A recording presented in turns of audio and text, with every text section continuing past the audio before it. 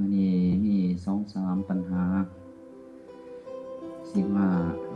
อธิบายให้พวกเราได้เป็นขอคิดสี่ทิศแนวทาง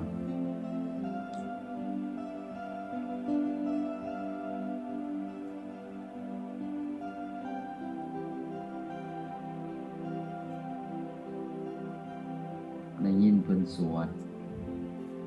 บทสุดท้ายเนาะบทสุดท้ายบารมี10เป็นบารมี10ทัศเป็นสิ่งที่พระพุทธเจ้าเพิ่นบำเพ็ญเนาะมาอันที่หนึ่งมันมีเอิ้นว่าปารมีซื่อๆอันที่สองเรียนว่าอุปปารมีแปลว่าปารมีขั้นกลางๆปารมีอันที่สามก็คือปารมีขั้นสุดยอดเนาะมันมี10อันแล้วก็มาคูณ3ก็บ่ได้เป็นบารมี30เพิ่นก็สวดเพิ่นสวดมวนเจ้าอาวาสเพิ่นอาจารย์ก็นั่งสมาธิฟัง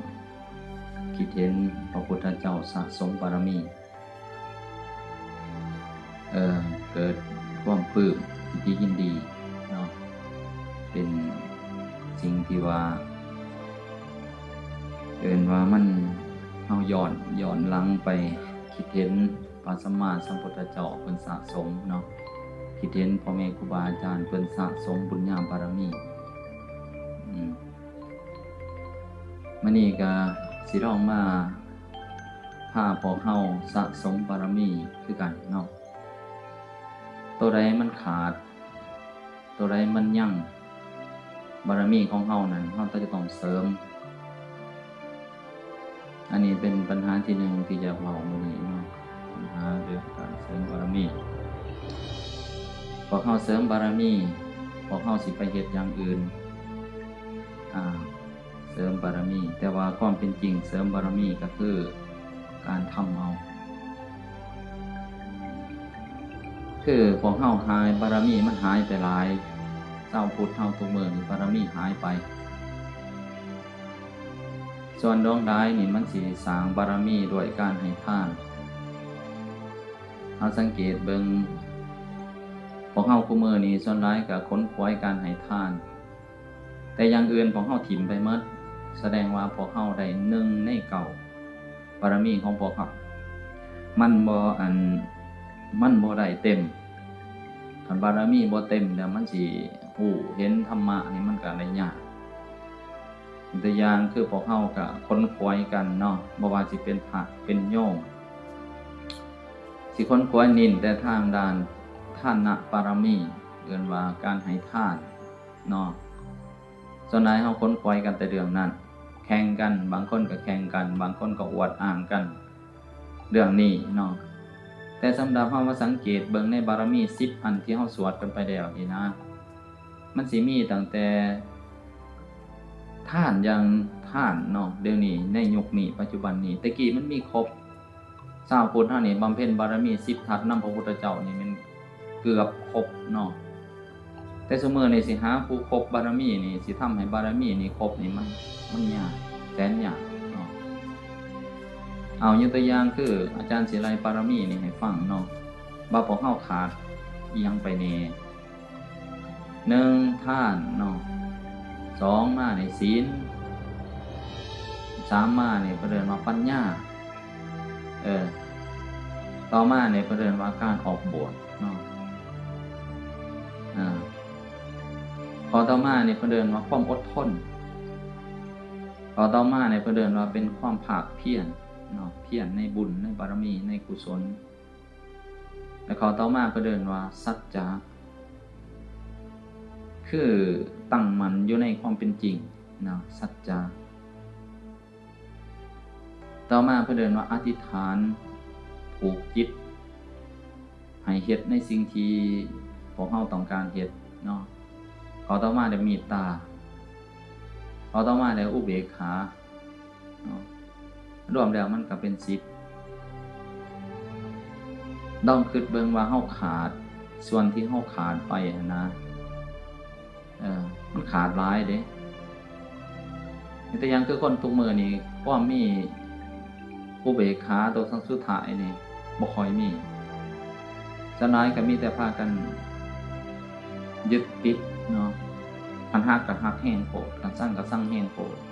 มันตัวอุเบกขานี่มันเป็นตัวคัดถ่าย มันเป็นบารมีขั้นสูงเนาะตัวอุเบกขานี่นะผมเฮาส่วนหลายมันขาดปัญหาตัวความเมตตานี่ก็จะขาดเนาะคุมื้อนี้มีแต่การเอารักเอาเปรียบเนาะแต่ละจุดแต่ละหม่องแต่ละบอนมันส่วนหลายมันเห็นแก่โตว่าซั่นซะเอารักเอาเปรียบซึ่งกันและกันอันนี้เพิ่นเอิ้นว่ามันก็ขาดต่อมาก็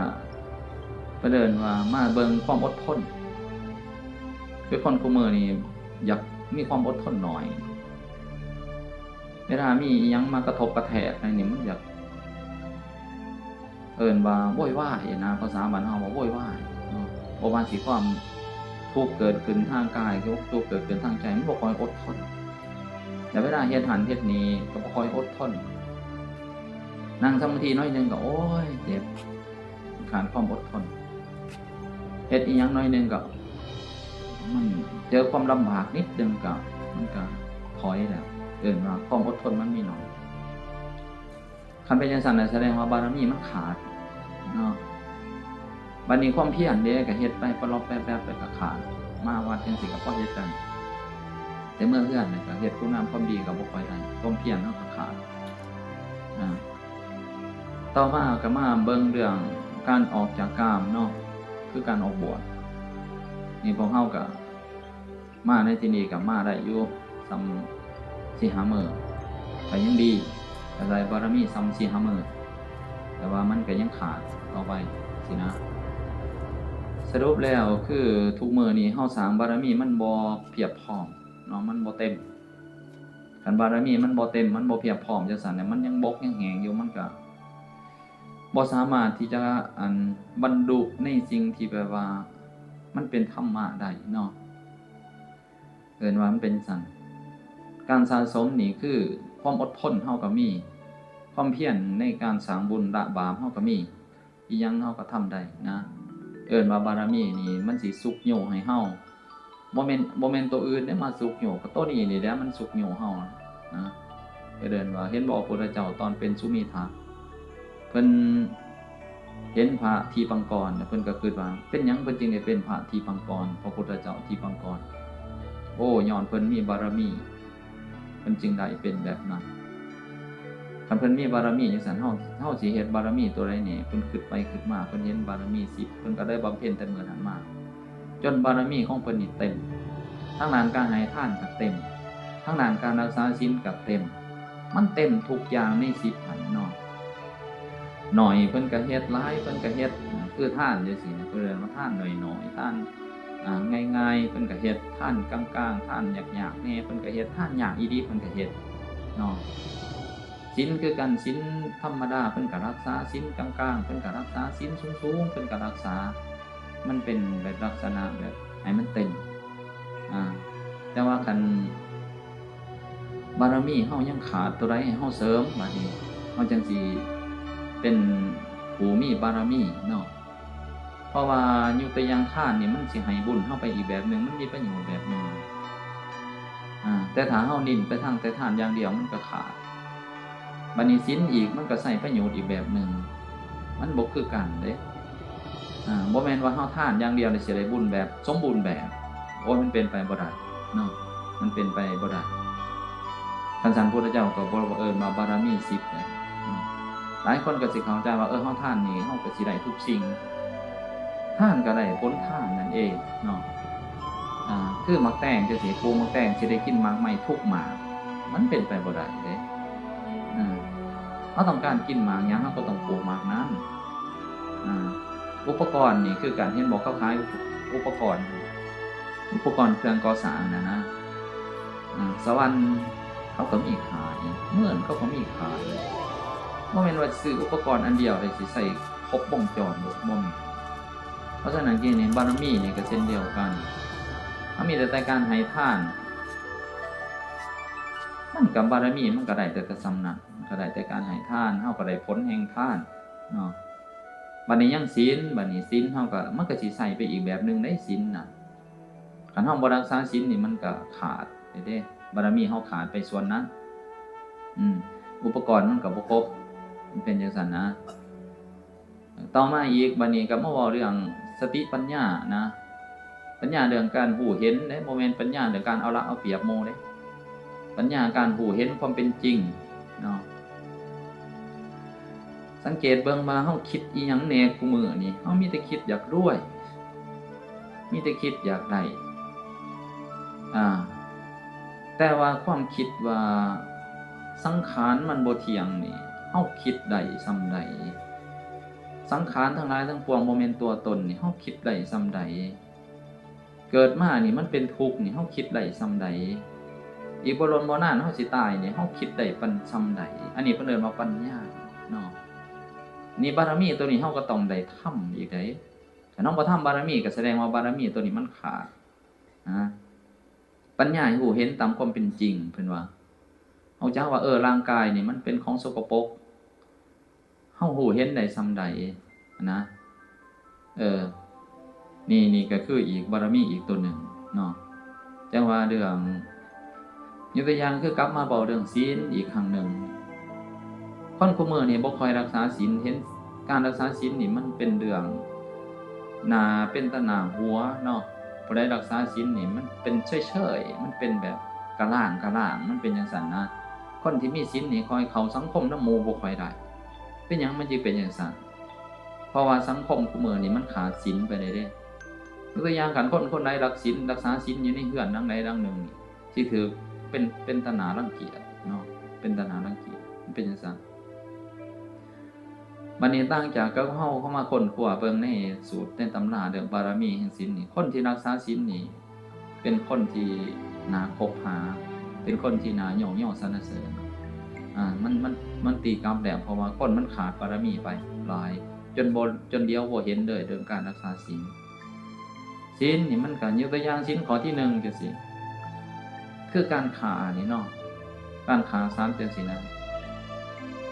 ในเมืองเฮานี่นะรักษาข้อนี้ได้มันก็ได้รับผลข้อนี้ยกตัวอย่างเฮาทานมีแต่ทานแต่บ่รักษานี่บ่รักษาตัวศีลข้อนี้นี่นะเฮาร่ำเฮารวยข้าวเดียวก็ถือเอามาฆ่ามันก็สิมีความหมายอีหยังยกตัวอย่างคันเฮาบ่รักษาศีลข้อที่1นี่คือการฆ่านี่การทำลายร่างกายนี่การบังเบียดกันในการทางด้านร่างกายนี่นะเฮามีเงินมีคำมีจักเท่าไหร่สุดท้ายมากอะเจ็บป่วยอยู่บ่เศร้าสุดท้ายมากกับพิการเป็นหันเป็นนี่มันสิมีความหมายจังได๋สมมุติว่านะมันก็มีความหมายตั้งแต่มีเงินเพราะว่ามีทรัพย์เพราะว่าเฮาเป็นผลของการให้ทานแต่ว่าผลของศีลเฮาบ่เฮ็ดเฮาบ่รักษามันก็ไปจังซั่นมันเป็นจังซั่นเด้อันนี้คือความเป็นจริงอยู่ในโลกใบนี้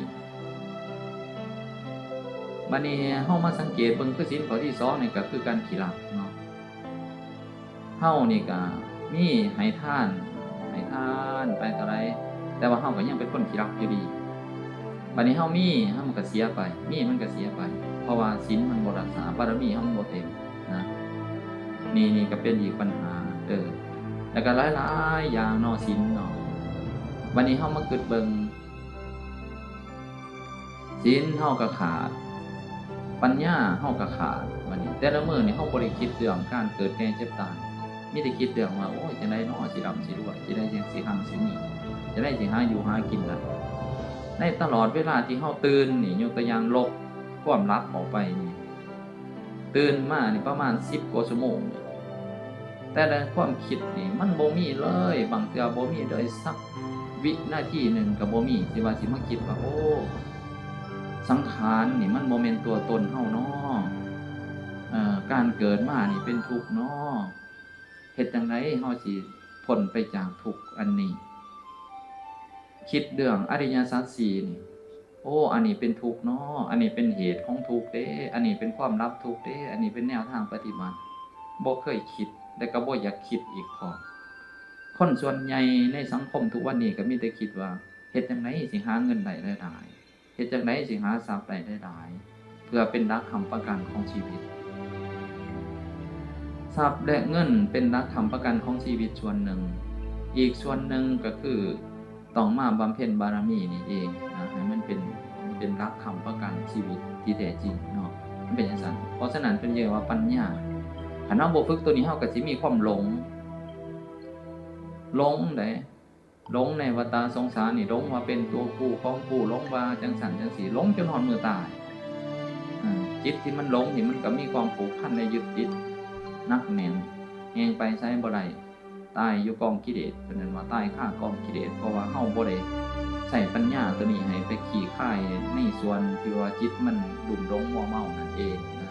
เพราะฉะนั้นพระพุทธเจ้าเพิ่นยังต้องฝึกปัญญาคือปัญญาตัวนี้ปัญญาแห่งการหูเห็นตามความเป็นจริงว่าสังขารบ่เที่ยงสังขารบ่แม่นตัวตนสังขารเป็นทุกข์เพิ่นเรียกว่าสันนะก็ลองพิจารณากันแห่งบำเพ็ญร้ายแห่งดีตัวนี้เนาะแต่ละมื้อเฮาก็ต้องคิดอยู่ทุกมื้อคิดบ่ได้ร้ายก็คิดตอนตื่นมาโอ้มันบ่แน่นอนเด้นี่ตื่นมาจักเห็นหน้ากันมื้อเช้าจึงว่ายังโบราณเพิ่นว่ามันตื่นขึ้นมาตายไปแต่ก็มีเฮาสิไปคิดอีหยังหลายโอ้มันเป็นจังซี่เนาะมันบ่เที่ยงซั่นน่ะต้องคิดได้ต้องพิจารณาเพิ่นเรียกว่าเป็นตัวแปรอันหนึ่งเนาะบางคนคือครูบาอาจารย์เพิ่นพิจารณาอยู่ตลอดทุกขณะจิตก็มีบางองค์เพิ่นน่ะบางองค์มันก็พิจารณาทีกว่านั้นทีกว่าพวกเฮาอยู่นะพิจารณาโอ้มันบ่แน่บ่นอนเนาะอีหยังคือกันนะจังซั่นบัดนั้นเขามานี่คัมมะคือการออกบวชเนาะออกบวชเอาง่ายๆก็คือการถือศีล8นี่แหละต่ำๆเนาะพวกเฮามานี่มาถือศีล8บางครั้งเฮาก็ต้องมาเด้ออกบวชออกนี้ไปจากกามเนาะก็เดินมากันนี่คัมมะคือการออกนี้ไปจากกามที่แท้จริงก็คือความยินดีในรูปเสียงกลิ่นรสโผฏฐัพพสัมผัสเนาะก็เดินมาเป็นความใคร่ในรูปเสียงกลิ่นรสโผฏฐัพพสัมผัสอยากได้รูปงามๆอยากฟังเสียงม่วนๆอยากได้สัมผัสอ่อนนุ่มอยากได้สัมผัสที่ถูกใจคือเฮามานี่ก็มาฝึกตนเนาะมาสร้างบารมีอีกในแง่มุมหนึ่งก็คือเรื่องเกี่ยวกับการออกบวชเนาะคนคุมื้อนี้ได้ยินข่าวการปฏิบัติธรรมก็บ่อยากไปเสียเวลาแต่ความจริงมันเป็นการสร้างบารมีให้กับตัวเฮาเองอีกอันหนึ่งคำว่าเสียเวลานี่จังได๋ก็เสียไปอยู่แล้วแต่ละคนนี่เกิดขึ้นมานี่ก็เสียไปโดดเวลานั้นตลอด24ชั่วโมงก็เสียไปเท่ากันเนาะคำว่าเสียเวลานี่ก็คือแบบเขาคิดว่ามันบ่ได้สร้างประโยชน์ให้กับเจ้าของจึงเอิ้นว่าเป็นการเสียเวลาแต่ความจริงเฮามาในที่นี้ก็มาสร้างประโยชน์อีกคือเก่าเนาะมาสร้างประโยชน์ได้แล้วมาสร้างประโยชน์ในการบำเพ็ญนี่แหละเนาะนี่คัมมะเรียกว่าการออกบวชเนาะถึงเฮาสิเฮ็ดได้ในระยะเวลาสั้นๆก็เป็นการสร้างบารมีเฮาซ้ำนี่แหละซ้ำที่เฮาเฮ็ดเฮาทำนี่แหละเนาะก็ยังดีกว่าบ่ได้เฮ็ดบ่ได้ทำดีกว่าบ่ได้สะสมเอาเสียเด้อนี่ก็ได้อีกน้อยนึงจังซี่นะ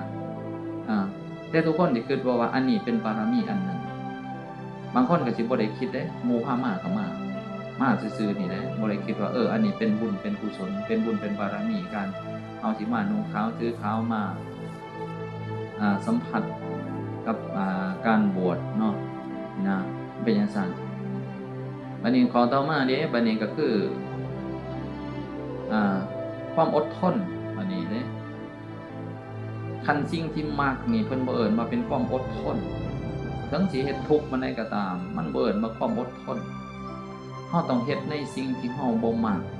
เนาะสิ่งที่เฮาบ่มักแต่ว่าสิ่งนั้นเป็นความดีด้วยนะคือมันเป็นสิ่งที่เอิ้นว่านี่มันเป็นความดีแต่ว่าจิตเฮามันบ่มักคือการมาแบบนี้แหละมานอนขี้ดินกินกังกินตำอาหารในบาตรจังซี่กินคาบเบี้ยวจังซี่นะมันเป็นความดีอันหนึ่งคือการมาฟังเทศน์ฟังธรรมครูบาอาจารย์บางทีจิตเฮาก็บ่ได้มักแต่ว่าเฮาก็อดทนความอดทนนี่แหละเป็นเครื่องเผากิเลสอย่างยิ่งพระพุทธเจ้าว่าเป็นบารมีอีกอันหนึ่งบ่ว่าเฮาสิอยู่ในสถานะใดยิ่งแต่ยังมีคนมาหายมาราคนคุมื้อนี่มันบ่อดเด้ ก็ใส่ขึ้นโดดยกตัวอย่างคือพ่อแม่ให้ลูกสิลูกมันก็บ่อดเด้มันก็ใส่พ่อแม่ขึ้นโดดบ่จักบาปจักกรรมอีกก็แล้วกันเนาะพ่อแม่ก็บ่อดกับลูกอีกลูกเฮ็ดจังได๋จังนึงมากก็บ่อดอีกครูบาอาจารย์ก็บ่ได้อดกับลูกศิษย์ลูกศิษย์ก็บ่อดกับครูบาอาจารย์อีกบัดนี้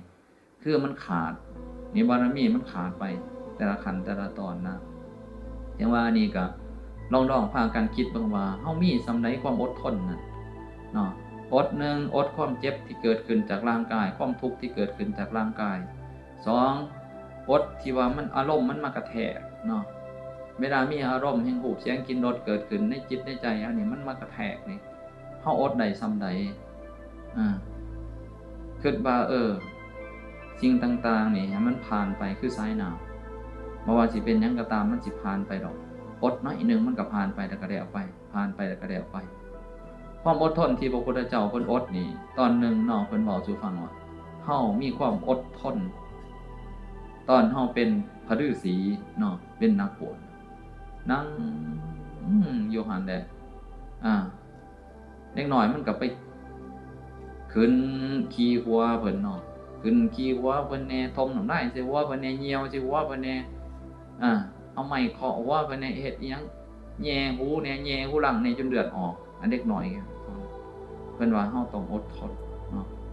ฝึกบารมีตัวนี้เฮาต้องอดคันว่าเฮาหายให้เด็กน้อยคนนี้เด็กน้อยคนนี้อาจสิถึงความตาย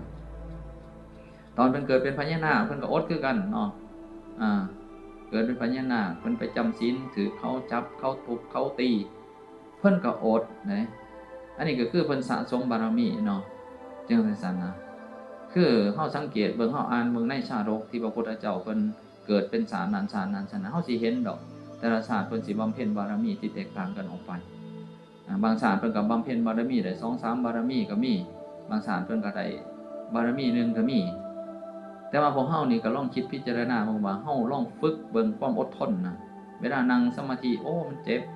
บก็ต้องอดเพราะว่าอันนี้เป็นความเจ็บที่ว่าเฮาฝึกแต่ถามความเจ็บที่เกิดจากพยาธินี่แห่งสิหนักกว่านี้ฉะนั้นมันก็สิมาหาเฮาในความเจ็บที่เกิดขึ้นจากพยาธิอาฆาตนะอันนี้ก็เป็นปัญหาเรื่องการสะสมเนาะต่อมาอีกความเพียรคนกุมื้อนี่บ่อยากเฮ็ดความเพียรเนาะ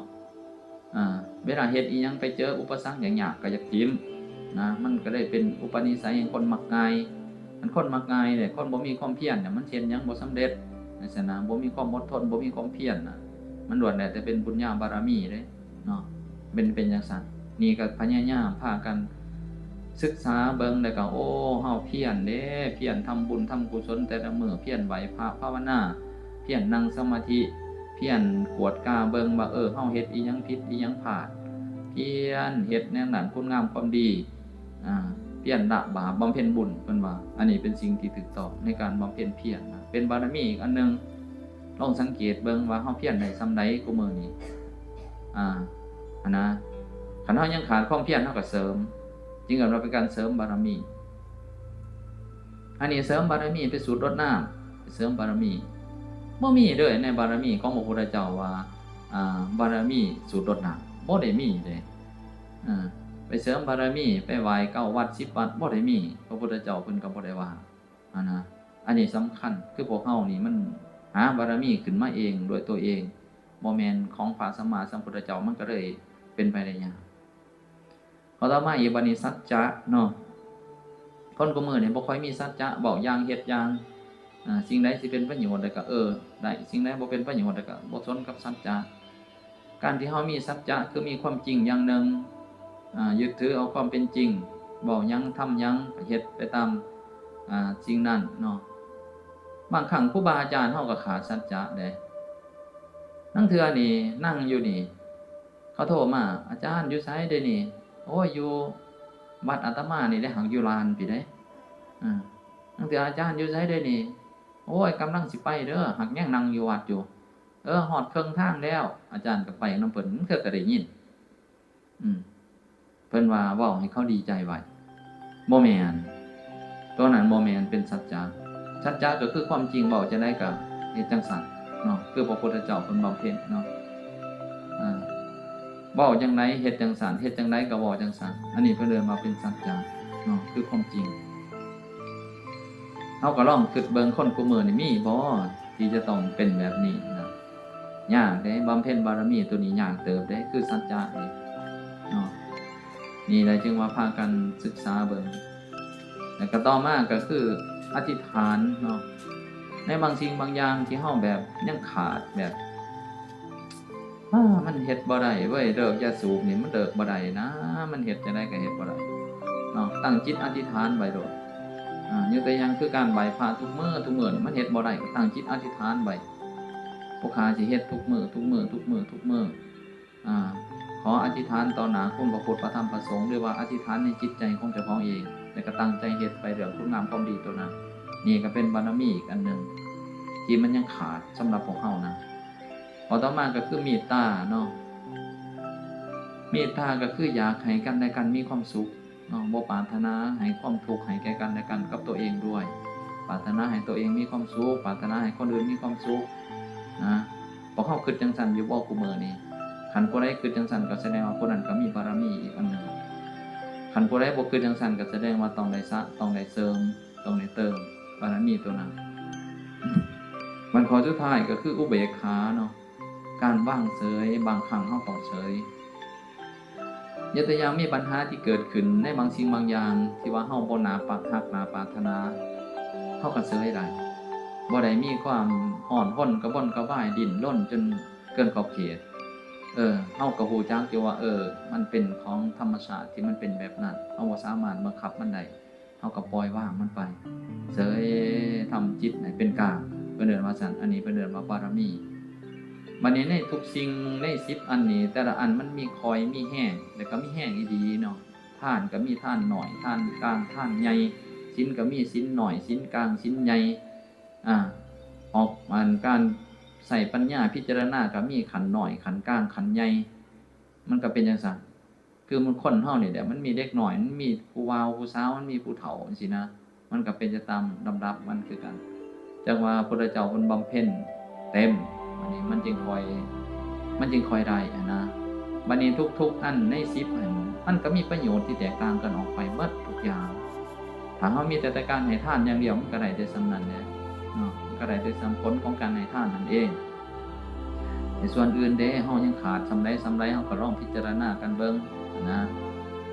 คันเฮาบ่เฮ็ดจังซั่นบ่ทำแนวนั้นมันก็บุญบ่ถึงพร้อมเนาะประเด็นว่าพระพุทธเจ้าเพิ่นสรุปคำสอนเพิ่นว่า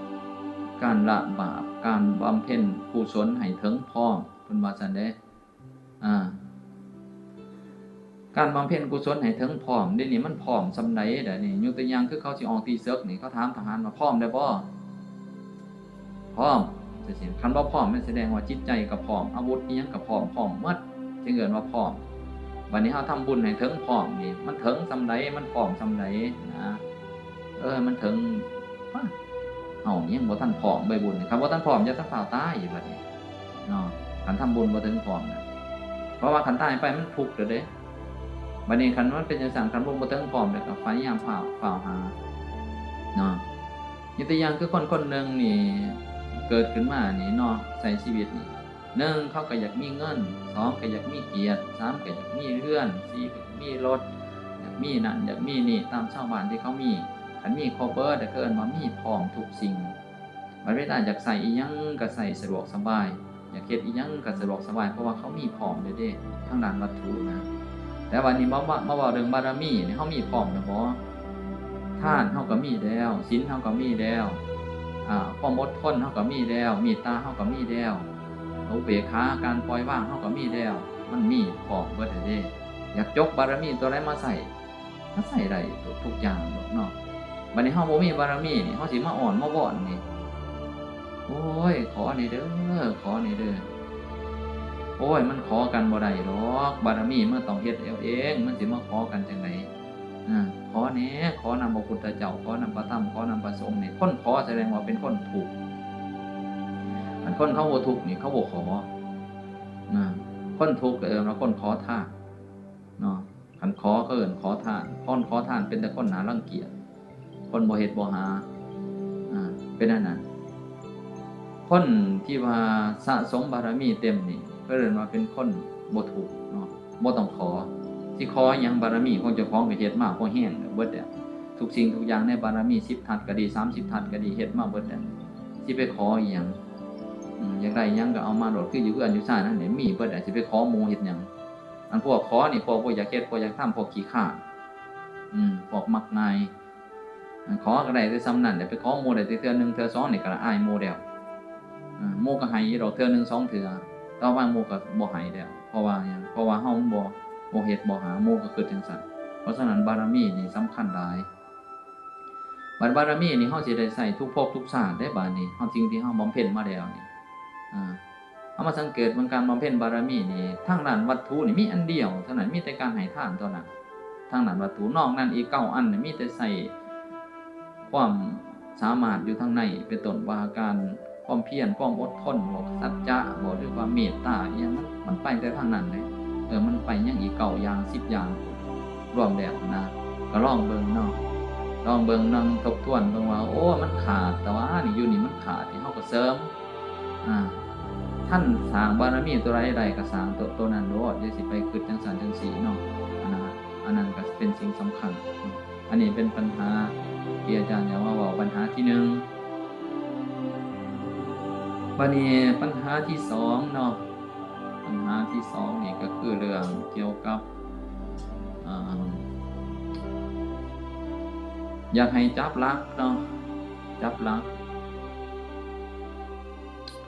คือพระพุทธเจ้าเพิ่นให้เฮาจับหลักอยู่ว่า1ทาน2ศีล3ภาวนาเพิ่นอยากให้เฮาจับหลัก3หลักอันนี้เป็นหลักเป็นแกนเนาะยกตัวอย่างคือ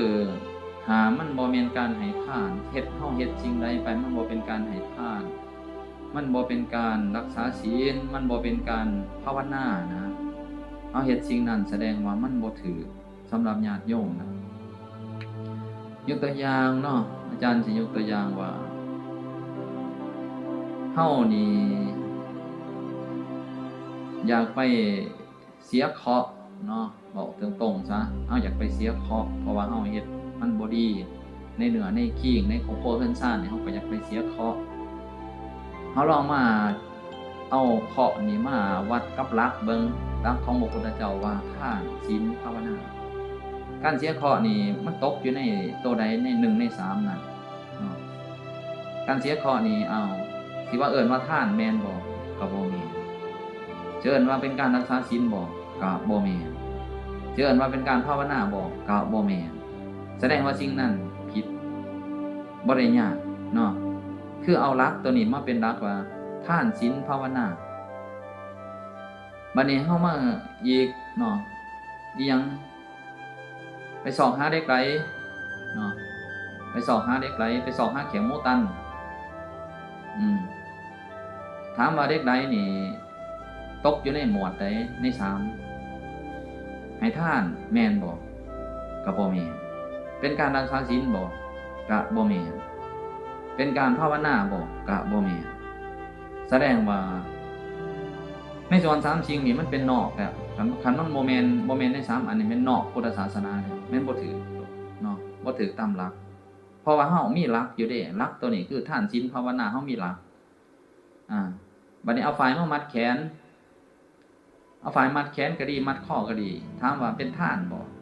ก็บ่แม่นถามว่าเป็นศีลบ่ก็บ่แม่นเป็นภาวนาบ่ก็บ่แม่นแม่นหยังบัดนี้แสดงว่าบ่แม่นจักแม่นหยังบ่จักแต่ว่ามันบ่แม่นแล้วบ่แม่นพุทธศาสนาแล้วนะอีหยังอีกบัดนี้โอ้ย108,000ประการสิ่งที่ชาวพุทธเฮากำลังเฮ็ดกำลังทำอยู่นี่เนาะบ่อึดบ่อยากเด้เอาลองคิดเบิ่งเนาะสิ่งที่เฮาแสวงหากันในสมัยคุมื้อนี้ก็คือมีการค้นคว้าเรื่องอีหยังพากันนิยมเรื่องเด็กไหลเนาะหรือว่าอีหยังอีกหลายๆอย่างสิ่งที่ว่าเขาถือว่ามันเป็นเครื่องแขวของคงปืนยิงบ่ออกอีหยังสารพัดเนาะการซักลมซักลายอีหยังก็ว่าไปเนาะหลายสิ่งหลายอย่างแต่ทุกสิ่งที่เฮาคิดนั้นเฮาต้องเอาหลักตัวนี้ไปเทียบเคียงว่ามันแม่นบ่การให้ทานก็คือการเสียสละการรักษาศีลก็คือการงดเว้นจากบาป การภาวนาก็คือการทำจิตให้ผ่องใสมันทำจิตให้ถูกต้องกับความเป็นจริงมันแมนบ่1 ใน 3นี่คันมันบ่แม่น1 ใน 3แสดงว่าสิ่งนี้ผิดนี่คือพระพุทธเจ้าเพิ่นอยากให้เฮาเข้าใจหลักของการดำรงชีวิตหลักของการอยู่น่ะเนาะเอาเฮาเฮ็ดไปเดี๋ยวจิตใจมันเศร้าหมองเฮ็ดอิหยังก็จิตใจมันเศร้าหมองแสดงว่ามันบ่แม่นการภาวนานะลองคิดเบิ่งยกตัวอย่างฮอดยามนั่นยามนี้มาเฮาก็สิมีบุญแต่ละปางแต่ละอันแต่ละนี้เฮ็ดอันนั้นอันนี้ตามฮีตของประเพณีของแต่ละพื้นบ้านบัดนี้บ่ต้องสงสัยเลยว่าสิ่งที่เฮาเฮ็ดลงไปนี้มันถูกหรือมันผิดตามหลักของพุทธเจ้าต้องเอา3สิ่งนี้ไปเทียบเคียงว่ามันเป็นการให้ทานบ่เป็นการรักษาศีลบ่เป็นการภาวนาบ่จังซี่นะอันนี้ก็ลองคิดพิจารณาให้ถี่ถ้วนเด้เนาะอันนี้เป็นปัญหาที่อาจารย์อยากจะมาจี้พวกเฮาว่าการเฮ็ดการกระทำของพวกเฮานี้มันถูกหรือมันผิดบางคนก็ว่าเฮ็ดอันนี้ถูกบ่เฮ็ดอันนี้ผิดบ่อาจารย์บ่ต้องถามมีแต่ว่ามันเป็นการให้ทานบ่มันเป็นการรักษาศีลบ่มันเป็นการภาวนาบ่สิ่งเหล่านี้ถามตัวเฮาเองคันบ่แม่นแสดงว่าผิดโดดบ่ต้องถามครูบาอาจารย์องค์อื่นถึงครูบาอาจารย์องค์อื่นสิว่ามันถูกมันก็บ่ถูกเนาะเป็นจังซั่นนี่นะแล้วก็เรื่องราวต่างๆมันก็เกิดขึ้นหลายแง่หลายมุมในสังคมของมนุษย์นี่หลายชนชาติหลายชนเผ่าแต่ละสีแต่ละวันก็บ่คือกันเพราะฉะนั้นถ้าผู้ใดเป็นชาวพุทธต้องยึดถือตัวนี้เป็นหลักเนาะเป็นจังซั่นนะอันนี้ก็เป็นแนวทางเนาะแห่งการประพฤติปฏิบัติก็ว่าแม่นเนาะจังซั่นนะบางคนก็สิว่าโอ้ยเพิ่นเฮ็ดจังซั่นถูกบ่เพิ่นเฮ็ดจังซี่ถูกบ่ก็เบิ่งโดดเนาะครูบาอาจารย์เฮ็ดอีหยังคือกันคันเป็นไปเพื่อการให้ทานเป็นไปเพื่อการรักษาศีลเป็นไปเพื่อการภาวนาแสดงว่าถูกบางคนก็ว่าโอ้ยเฮ็ดบุญบ่มีเครื่องเสียบของนั่นมันบ่แม่นเฮ็ดบุญมันก็เลยมีคำถามอีหยังในใจล่วงหลายภายมาเนาะแต่ถ้าเฮายึดถือตามหลักตัวนี้แต่เฮาสิบ่มีคำถามเฮาสิมีแต่ว่ามันแม่นจังเว้ยถูกแล้วบัดนี้การให้ทานนั่นแม่นอยู่การให้ทานบางเทื่อทานในสิ่งที่บ่มีประโยชน์ก็มีทานสิ่งที่มีโทษก็มีเฮาต้องระลึกถึงการให้ทานของเฮาด้วยการให้ทานนี่ต่างๆนานานี่มันมีประโยชน์ส่ำใดมันมีโทษส่ำใดสิ่งที่เฮาสิให้ทานลงไปหรือว่ามันบ่มีประโยชน์บ่มีโทษมันอยู่ซื่อๆมันเป็นจังไดมันเป็นจังซั่นก็ต้องคิดพิจารณาเนาะบัดนี้ปัญหาที่3เนาะปัญหาสุดท้าย3ปัญหาที่อยากจะมาอบรมนำ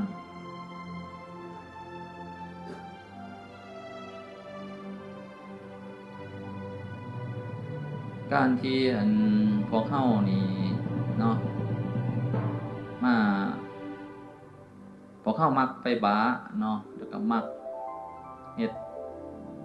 แบบอีหยังสวดเนาะแล้วก็มักส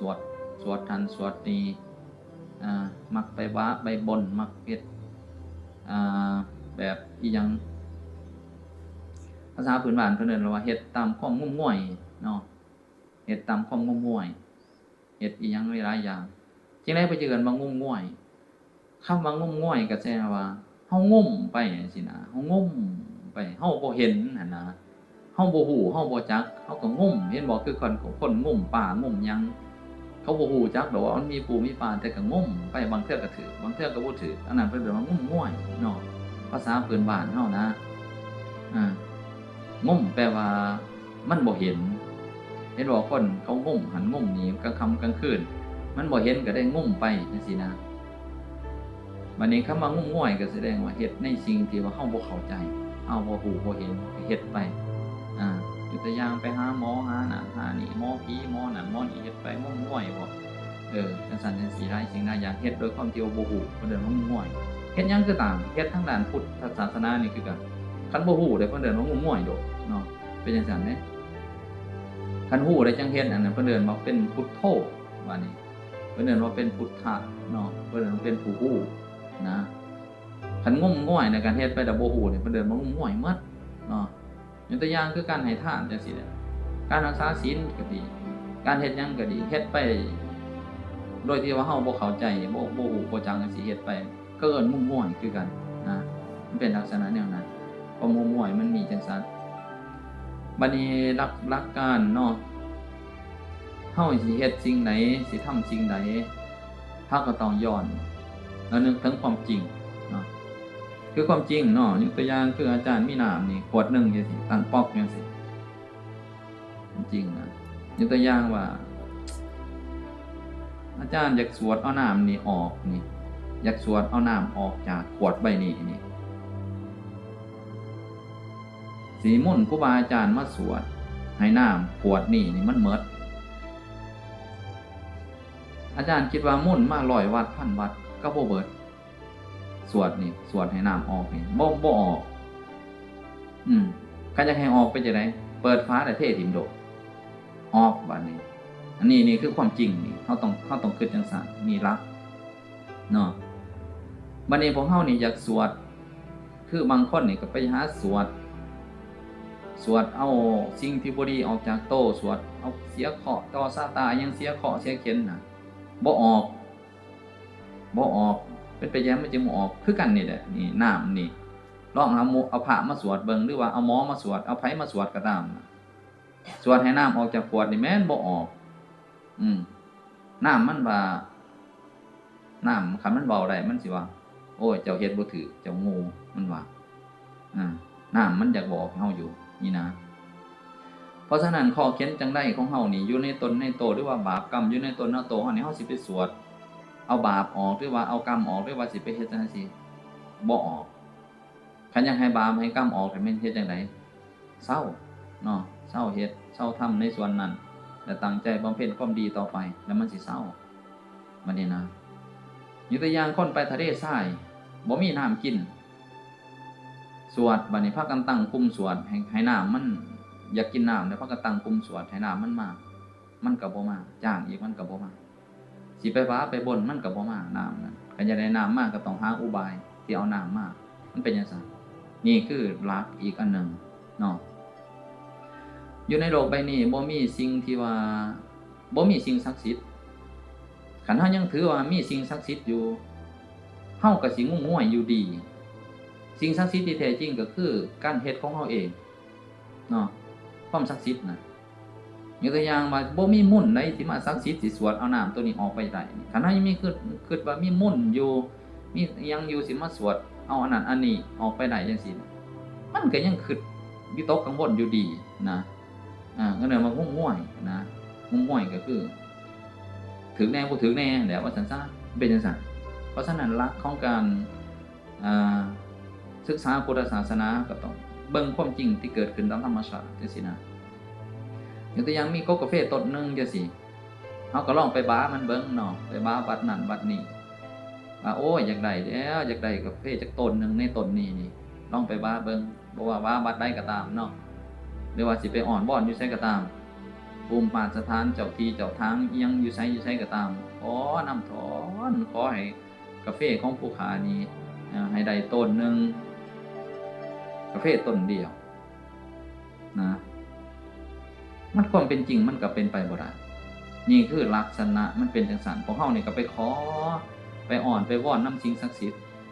ที่แท้จริงก็คือกรรมดีความดีที่เฮาเฮ็ดเฮาทำอันนั้นเป็นสิ่งศักดิ์สิทธิ์ที่สุดอยู่ในโลกใบนี้บ่มีสิ่งศักดิ์สิทธิ์ดอกอย่างอื่นน่ะพระพุทธเจ้าก็ซอยผู้ใดบ่ได้เนาะพระพุทธเจ้าเพิ่นว่าเพิ่นเป็นเพียงแต่ผู้บอกเพิ่นบ่ได้เป็นผู้ล้นบันดาลเนาะเพิ่นก็บอกตรงๆเพิ่นบ่ได้เป็นผู้ล้นบันดาลคันเพิ่นล้นบันดาลน่ะเพิ่นล้นบันดาลให้พวกเฮาเป็นพระอรหันต์เบิดแล้ว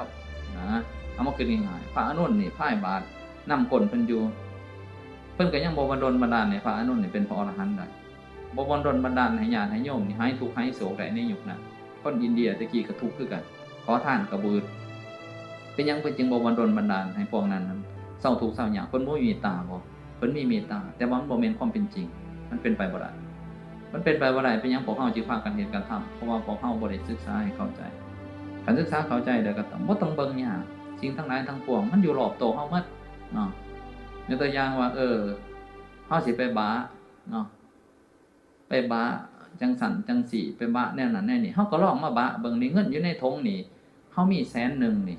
เอาก็ลองบะเบิ่งไปบะวัดนั้นวัดนี้โอ้ยขอให้เงินในทงของผู้ค้านี่ให้มันเพิ่มขึ้นเป็น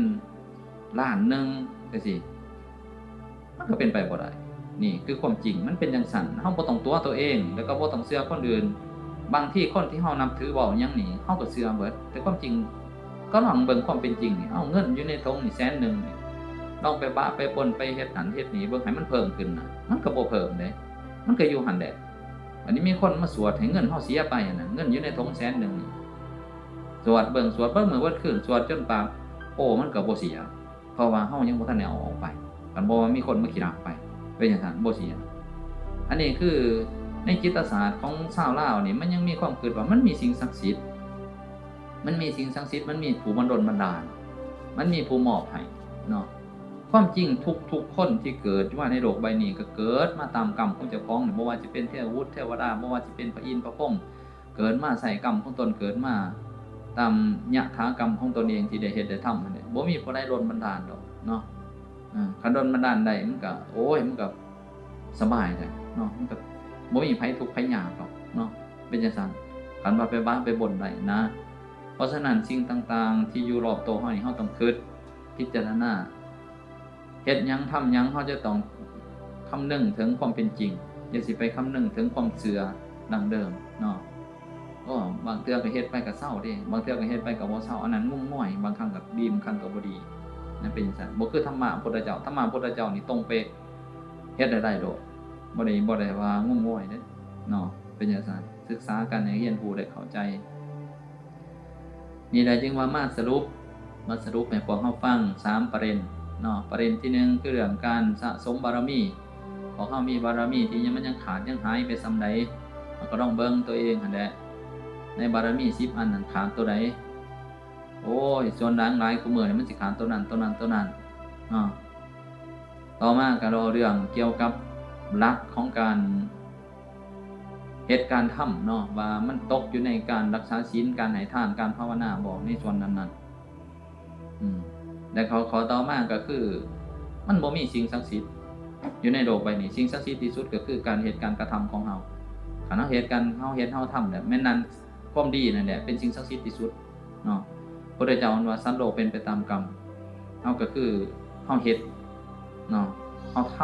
ำเอาหั่นแหละทุกสิ่งทุกอย่างที่เฮาอยากได้เฮาอยากเฮ็ดอยากทำเฮาก็ทำเอาแต่เฮาบ่ทำมันก็บ่แม่นแหละบ่แม่นพุทธเจ้า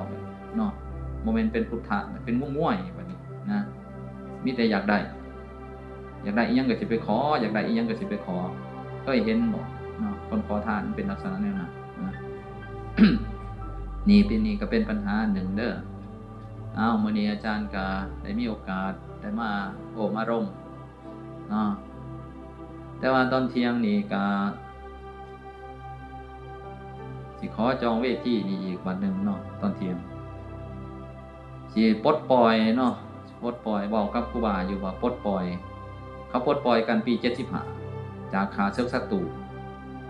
เนาะประเทศชาติบ้านเมืองลาวเฮาถูกปลดปล่อยปี75จากพวกจักรพรรดิลาเมืองขึ้นเนาะบัดนี้พวกเป็นหยังจึงเอิ้นว่าปลดปล่อยเพราะว่าถือกฎขี่คันบ่ถือกฎขี่เพิ่นเอิ้นว่าปลดปล่อยเลยเนาะถือกฎขี่เด้อเอิ้นว่าปลดปล่อยทันทีคันว่าหลุดพ้นจากสิ่งนั้นไปเด้อเอิ้นว่าปลดปล่อยหลุดพ้นไปบัดนี้จิตใจของพวกเฮานี่ยังถือกฎขี่อยู่คือกันเนาะกฎขี่หรือหย่อนหีดของประเพณีกฎขี่หย่อนความเชื่อถือกฎขี่หย่อนสิ่งศักดิ์สิทธิ์กฎขี่หย่อนอีหยังแดดมันยังถือกฎขี่หลายอยู่เพราะฉะนั้นพวกเฮาก็มาปลดปล่อยร่วมกับครูบาอาจารย์ผู้นุ่มผู้น้อยอย่าว่าซอยกันปลดปล่อยความเชื่อถือที่มันแน่นฝังลึกลงที่ว่ามันยังผิดอยู่ในจิตใจของญาติโยมพากันปลดปล่อยคันบ่ปลดปล่อยก็แสดงว่าตกเป็นหัวมึงขึ้นของเขาอยู่หั่นตกเป็นธาตุเขาอยู่หั่นเนาะธาตุแห่งความเชื่อถือธาตุแห่งจิตวิญญาณไปเดินว่าซั่นเราก็ต้องซอยกันปลดปล่อยเนาะอย่าสิไปคิดอีหยังหลายพระพุทธเจ้านั้นเพิ่นสอนดีแล้วอย่าสิไปเฮ็ดนอกเพิ่นจังเนาะคันจะปลดปล่อยเจ้าของนั่นอย่าสิไปเฮ็ดนอกเพิ่นเพราะฉะนั้นมาตอนเที่ยงนี่ก็มาล้มกันอีกเนาะล้มกันอีก เรื่องต่างๆนานาที่พวกเฮายังของขาดในความรู้สึกนี่ปฏิบัติธรรมมากกับ 3-4 มื้อแล้วมื้อนี้เป็นมื้อสุดท้ายเนาะมื้ออื่นก็มีแต่ตักบาตรไปก็แล้วถ้าผู้ใดมีขอคัดของในจิตในใจอีหยังก็เขียนหนังสือมาเนาะเป็นการตอบถามปัญหากันในมื้อสุดท้ายเนาะเคยเฮ็ดการสินใจในจังซั่นถ้าผู้ใดบ่กล้าสิถามปากก็เขียนหนังสือแล้วก็ปากโมมายืนขอคัดของอยู่บันไดสนใจอยู่บันไดครูบาอาจารย์เนาะก็มีหลายสำนักหลายอาจหลายองค์ประสบการณ์เพิ่นก็มาบ่คือกันเนาะองค์หนึ่งตอบบ่ได้ก็องค์หนึ่งสนทนาเป็นการสนทนากับบ่แม่นเพราะว่าฟังเทศน์ฟังธรรมก็ฟังมาหลายวันนี้ตอนเที่ยงนี่พวกเฮาก็ลองมาสนทนากันเนาะเอาอยู่ศาลานี่เนาะบ่ได้ไปเอาอยู่ป่าเพราะว่าเครื่องเสียงมันบ่สะดวกอยู่ทางนั้นเอาอยู่ทางนี้เครื่องเสียงมันสะดวกดีตอนเที่ยงเนาะเพิ่นเคยเฮ็ดจักโมงก็ร่วมกันทำนั่นแหละอาจารย์ก็บ่ทันได้มารวมเพิ่นตอนเที่ยงเฮาก็สิได้มาอยู่นำมื้อนี้เนาะเดี๋ยวลองเบิ่งคัดของตัวใดอยากถามตัวใดมันมีอีหยังมันก็ลองเบิ่งแต่ก่อนสิถามต้องพิจารณาว่าสิ่งที่เฮาสิถามนี่มันเป็นประโยชน์เนาะต้องถามว่ามันเป็นประโยชน์มันเป็นไปเพื่อการให้ทานมันเป็นไปเพื่อการรักษาศีลมันเป็นไปเพื่อการภาวนาเนาะ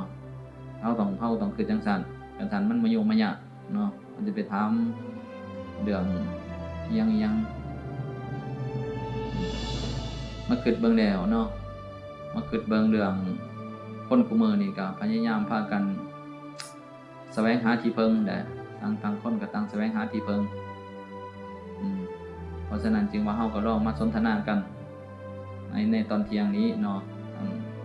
ญาติโยมวัตถุกุทุกคนแหละยังสิมาใหม่แน่ยังสิอยู่นี่แน่แต่ละสิ่งแต่ละอย่างอันใดเป็นอันใดเป็นอันใดก็ลองศึกษาปฏิบัติกันเบิ่งถามสอบถามกันเบิ่งคนกลัวกันนะเนาะเอาท้ายสุดนี่ก็ขออันนี้เด้ออนุโมทนานำเนาะที่ตั้งใจฟังที่ว่าใจมันบ่ลงก็ขอให้อำนาจคุณพระพุทธพระธรรมพระสงฆ์เนาะปกป้องคุ้มครองเด้อตอนนั้นแหละ เจริญงอกงามในศีลในธรรมสา